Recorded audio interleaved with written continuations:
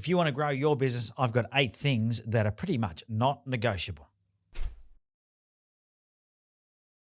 G'day, Ben here, co-founder of Max My Profit. We're all about helping you build the business you imagine. Now, you're probably watching this video because you want to grow your business. Who doesn't, right? I've never heard anybody say they started their business so they can work hard and die of stress. Nobody ever starts their business for that, but that sometimes unfortunately happens. Well, have you ever wondered what separates those really wildly successful businesses from those that seem to struggle? Well, after nearly 20 years of coaching business owners, I can tell you there are some things that I've noticed are common across all these successful ones. And I'm going to share all of those things with you right now.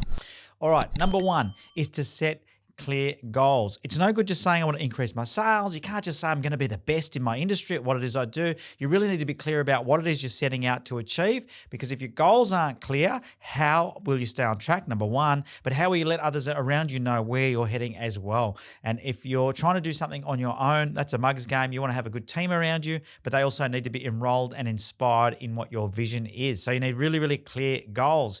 Now, you may have heard of the SMART acronym, and that's what I'd suggest you use when it comes to setting your goals. The word SMART stands for specific, measurable, achievable, results-oriented, and time-framed. So you want to make sure that your goals, you can tick all 5 of those things, and that way you know you've got a good, solid goal set.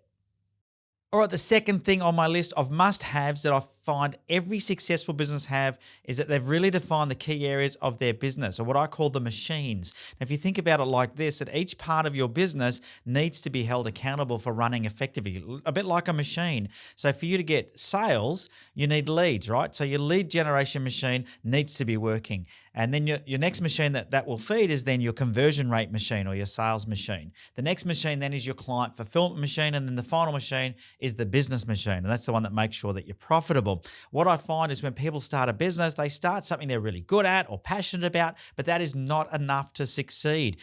Other machines need to be working really well as well. So if you're strong in operations, you're really good at delivery, that's fantastic. You might have a fantastic product, that's fantastic too. That's important.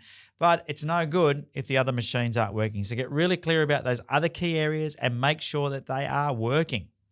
And once you've clearly identified the different machines in your business, you can set KPIs or key performance indicators for your business. And it's a little bit like the dashboard in your car. You think about it, you're driving along, you've got a fuel gauge, you've got a speedo, you've got oil, you've got warnings gauges, you've got all sorts of stuff going on, right? All of those gauges are there to tell you how fast you're going, how much fuel you've got, and if there's any problems. And you need the same thing in your business. They're called KPIs. So once you've identified those machines, then you can start to set key performance indicators for each machine, and that should hold you accountable or a manager accountable if you've got somebody else in the team managing that particular machine.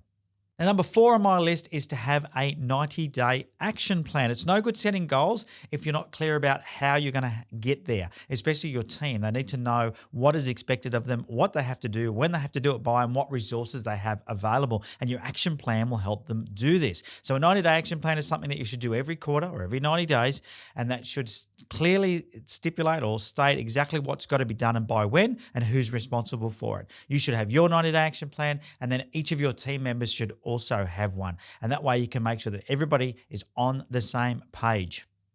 Now, the 5th thing to do, which is, I'm not a big fan of having meetings for meeting's sake, but you definitely want to be meeting on and reviewing your plan on a weekly basis. Whether you're meeting with yourself, maybe just look in the mirror and say, how am I going this week? Or you're meeting with your key team members to go through their 90-day plan and just checking that they are on track. Very, very important that some way or some shape you review your plan, review your progress, check your KPIs against what you said you were going to do, and make sure that you are on track. Because if you're not, a week is, it's easy to fix things after a week. But if you let it go for the whole 90 days or a whole year, and then you try and fix it, you're never going to do that, right? So you got to check in on a weekly basis and make sure you're reviewing your plan. Now, whether you do that, you might be really disciplined, you do that yourself, or you might have someone hold you accountable, like a business coach or a mentor of some sort, or your team even. If you tell your team what it is you're going to be doing and you meet with them on a weekly basis, and that could also be a great way to review your plan on a regular basis. Now, the sixth thing on my list is something that every entrepreneur struggles with, and that is staying focused on the plan. Once you've set your plan, it's really important that you just stick to it. You are going to get distracted. That's just the very nature of who you are. So just own that, know that is who you are, and know that that's what's going to happen.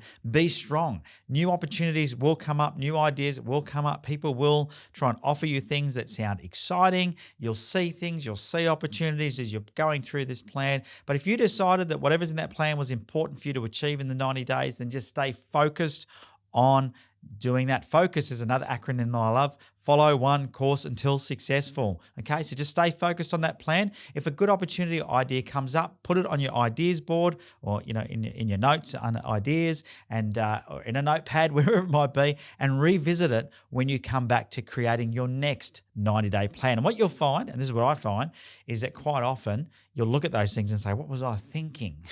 You know what? That wasn't a good idea, but that's just the reality of it. Okay, so make sure you stay focused. I know people that are successful are just really laser focused on achieving their goals. Now, number 7 on my list is another thing that most entrepreneurs struggle with, and you may also have this disease. It's called no one could do it as good as me-itis, or the superhero syndrome, where you try and do everything yourself and you don't delegate enough. Now, the people that are really successful in their business, they learn to leverage their time. They learn to delegate the work out to other people. That way they can get more done. And I'm a great believer that nothing great was ever achieved alone. Don't try and do it on your own. Get really good at delegating if you're going to be successful. Now, the 8th and final item on my list is to get a business coach or a mentor. You need somebody to hold you accountable. If you're trying to do this on your own, trying to stay focused, stay disciplined, and trying to do all the brainstorming on your own, sometimes that can be a little bit hard. I don't know any top performing athlete in the world that doesn't have a coach, and that coach is there to hold them accountable. So find yourself a coach, and if you're looking for one, of course, it's exactly what we do. I'm a little bit biased, so head across to maximumprofit.com.au and let us help you build the business that you imagined.